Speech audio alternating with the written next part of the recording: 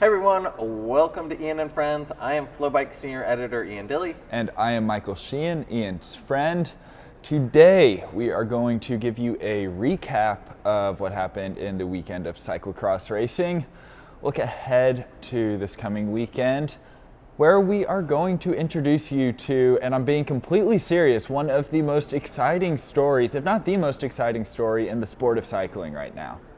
Yeah, little teaser. It is about the Berlin World Cup. We'll get into that later in the show. But first off, exciting cyclocross action on Sunday at Koksijde in Belgium, especially in the women's race where we just had another incredible battle. You never know who's going to win these races.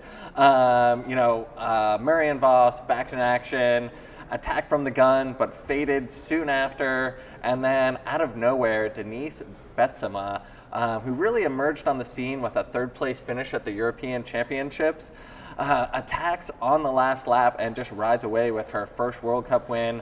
Another rider really just emerging onto the scene in the women's field. Denise is only 25 years old, has 2 kids, and this is I believe the 4th winner in just 5 rounds of the UCI World Cup race. So yeah, again, the women's international field in cyclocross this year just proves to be one of the most exciting fields in the sport. The field is so open, so exciting, dynamic racing.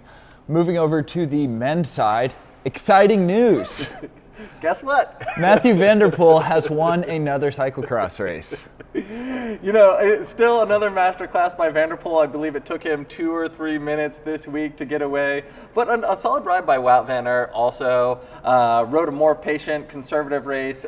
Came from a few places back to secure second, about 30, 40 seconds down on Van der Poel. So, which I really like. I don't mean to cut in, but he didn't even bother about Van der Poel. He knew that Van der Poel was going to storm off. One person that I do want to briefly mention is Lars van der Haar, though, because you and I were talking about this, and I've been thinking about it for a while watching these cross races. Van der Haar, he has a thing. He gets the whole shot. He is the whole shot king. It's so fun to watch, but I just have to wonder if he's shooting himself in the foot trying to essentially beat Mathieu van der Poel for the first lap. And then, he still finished in a respectable 4th, but if he takes a more conservative approach like the world champion Van Aert right now, I don't know. We're going to be over in Belgium for Vlaamse Druivencross in Overijssel and Brico-Cross Essen. You can talk to him about that and give him some little advice. I will be sure to impart a little bit of wisdom on Lars van der Haar and see how he takes that. So this weekend we have the Soudal Classics race in Hasselt coming up. Bit of an off weekend for the cyclocross crowd. A lot of the racers are in the south of Spain putting in base miles, but it is a good opportunity for racers that haven't won an event yet this year to get on the podium. One of my favorite things about this course is the giant mound of dirt that they just bring in and plant in the middle of the course. Really adds to the visual component of this race. Yeah, what is kind of a little bit of an unremarkable course otherwise. They bring in a giant truck of dirt every year, just dump it in the field, and it is quite an obstacle for the racers. So do be sure to tune into that this weekend. And this brings us to our other event that we are going to be streaming for your viewing pleasure on FloBikes this weekend, the Berlin Cycling Track World Cup. And this is really the story that we are going to talk about today, is the Huub Wattbike team. This is, in my opinion, I've been following them for pretty much the entire year. They are one of the most exciting, compelling stories in the sport of cycling. It's a group of, essentially it started out as a few friends in the United Kingdom. They were flatmates together. They started a track cycling team, decided they wanted to ride the team pursuit, and they ended up winning the British National Championships in the discipline. And if that isn't impressive enough, the time that they set would have, essentially with almost no preparation, would have given them a top 10 finish at the Olympics. Yeah, and really unconventional for the UK, which is one of the best track cycling nations in the world, to have a trade team kind of come out of nowhere and really challenge the hierarchy, not only in the UK, but across the entire world. just kind of by being smarter than everybody else, led by aerodynamic physicist Dan Bingham, whose background is in F1 racing, has really, brought innovation and technology to the track world and making this group of 4 riders just go faster than anybody else can even imagine. Yeah, so I had the pleasure of sitting down earlier today. Dan Bingham, of course, is in Berlin preparing for the World Cup race, but I got him on a video call and we talked a little bit about just how the team has come about in the last 2 years. Yeah, pretty much that. Bunch of mates riding together for the same same road team. And just, let's have a go at Track Nationals 2 years ago now. 4 weeks of training as a squad, 7 sessions, rocked up, won IP Kilo, TP, broke the competition record, beat the senior academy, which was pretty cool. And then you kind of go, how far can you take it? And that's what happened last year. Let's step up. And obviously UCI is the next route for that. It really started with that national championship win. And Dan is, they're all really, really smart guys. They're tuned in. They approach cycling with such an open mind. They're willing to try basically anything. But Dan is really kind of the brains of the operation, and he obsesses over the details. He acknowledges that while a lot of teams in traditional cycling, they just default to hammer the physiological training aspect of cycling, Dan comes from an F1 engineering background, and he is eking out seconds in every little bit of equipment that they can get, from the most aerodynamic speed suits that they could find to tire compounds. It is really just a brilliant story of a small team pushing technology in our sport well ahead of where it would be otherwise. I think a lot of people in cycle sport particularly have come from more of a sports science background, which I'm not going to shoot down. They understand a whole lot more on the physiology side than I do, which probably explains why cycle sport in general has such a big weighting towards training and coaching and nutrition and what you do on the energy out, the energy in on how much, what you're producing. So everyone's all about power numbers nowadays, right? But all that energy is going somewhere, and you can measure that and you can improve that. So you can break it down. It's pretty much drivetrain, tires, and aerodynamics in simple terms. We back at university, so I did an undergrad and master's degree in motorsport engineering, and I worked for Mercedes F1 as an aerodynamicist. So I've got a pretty good understanding of the aero side and the application of the physics, and we basically brought that same model and same understanding into the world of track cycling and working more on those energy losses. So we might not be the best athletes in the world, we might not be physiologically world class, but the performance-wise, because we're probably a few steps ahead of those other nations on minimising those losses, improving our aerodynamics, improving our drivetrain, improving our tyres, then we're making them work hard for it, really. And this brings us to the other side of the story, which is one of the other just best stories in the entire sport of cycling, American Ashton Lambie, who, his background is in gravel riding. He owns the record for the fastest ride across the state of Kansas, 430 miles in a little under 24 hours. Rendinuring, which is basically competitive touring. And then he got into track cycling basically on a grass track in Kansas, where his wife was pursuing her master's degree. Got pretty good at track cycling and decided to head to the national championships in 2017, came away with a gold medal in the individual pursuit. From there, he got picked up by the U.S. national team. This past season at the World Championships in Apeldoorn, Netherlands, he finished 7th in the individual pursuit. And then just this past fall at the Pan American Championships, seemingly out of nowhere, except for he has proven that he is an immense talent in the sport, just smashed the individual pursuit world record, which is one of the most revered world records in the entire sport. If you own the individual pursuit world record, you're pretty much deemed the fastest bike racer in the world. 4 minutes and 7 seconds, broke the world record by 3 seconds, previously held by Australian Jack Bobridge.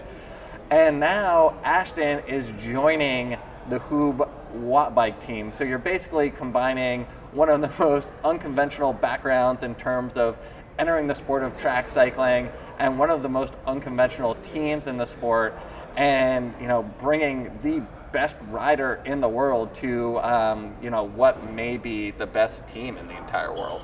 Yeah, and it's such a David and Goliath story from all angles with this Huub Wattbike team. They brought in Ashton Lambie, just came out of nowhere. This team came out of nowhere. And let's not neglect the fact that this is a really, really small trade team taking it to national programs. They are not competing against really any other teams like them. They're going up against British cycling, Australian cycling, Danish cycling. It is... we talked to Dan. He told us some of the issues, and there are pros and cons to being the small player in this field. As I see it, okay, big con: we don't have money. It's a short answer.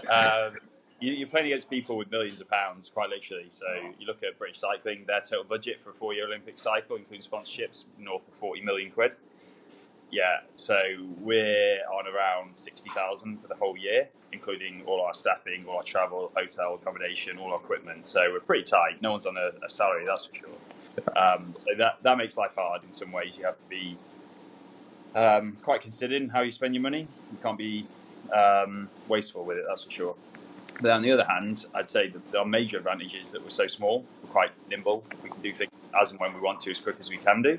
So there's no red tape. There's not we need to get this run past this department, that department, the other department. Is it sponsor approved? Is it safe? Does it pass all? Well, everything should be safe. But anyway, if it passes everything, it might take months to get through their system. Whereas in our case, we can do stuff in literally days or weeks. Stuff gets done real fast, so we can turn things around and get those improvements onto the riders, onto the bikes in a very short period of time. So each race we're going to, we're bringing upgrades. Everything should be getting faster, and obviously Ashton is an upgrade in some ways. But there are other things we're bringing for this round. Harry's made some good improvements in his equipment, his position. Since the last one, we've had him in the wind tunnel. All of us have got some new clothing through Huub. They've been working hard in the background, so we've all got some faster clothing going on. So small little gains here and there, but it might find us half a second, which is what we want. And I also talked to Ashton about, the relationship, how this came together, how, an American racer that's racing for his trade team in the team pursuit, which also won the Pan American Championships and set a U.S. national record in the team pursuit, goes on to race the Berlin World Cup and the upcoming London World Cup with this trade team. The USA men's team wasn't ever planning on going to these two World Cups, so I was really just planning on having sort of a chill December, and then this opportunity presented itself after talking to these guys a little bit in Milton, and so I talked to my coach about it, talked to the team about it, and everyone was super on board. Like, didn't really make sense to just sit at home and shovel snow when I could be out here racing World Cups with an awesome team. Gleaming information that he can then take back to the U.S. national team.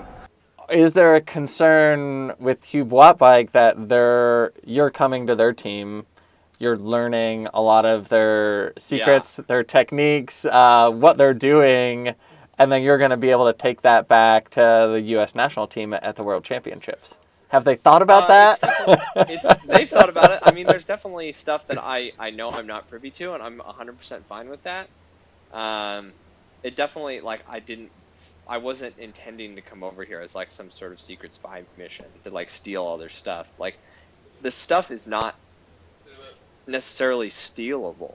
One thing that I really took away from Dan is, everybody focuses on getting more power into the bike, and nobody looks at like, okay, well, that power is going somewhere. Like, how much of it is going somewhere? How efficient is it? So kind of looking at that, not just from the input side, but also from the output side. And that's not something that you can't really, you can't steal that idea. You can implement that idea in whatever way works for your team or your program or your riding style. But if I just took one of their bikes, it wouldn't necessarily do anything to help USA Cycling. And the dynamic that this team now faces, because they have been so successful that some of their riders, like Harry Tenfield, he ended up signing for Katusha Alpecin. He's not going to be on Huub Wattbike anymore because he is now transitioning to World Tour Road full time. So how does bringing on a rider like Ashton Lambie really just change, and how are the riders going to have to adapt to a new rider on the track? We had a few little squeaky bum moments where he caught the Côte d'Azur and nearly took us all down. But Derby's like a bit of a different track to most tracks. It's not an easy one to ride. So kind of expected stuff like that to happen, which is fair enough. But we're all here, so it's fine.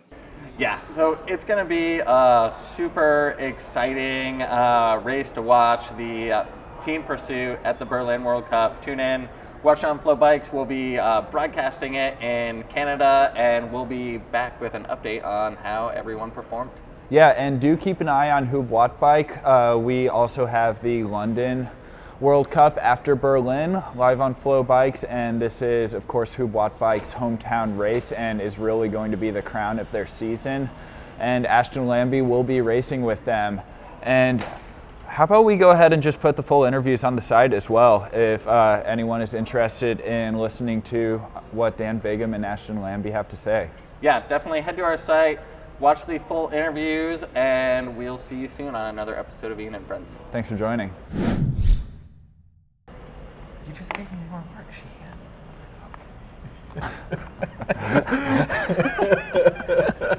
Sheehan.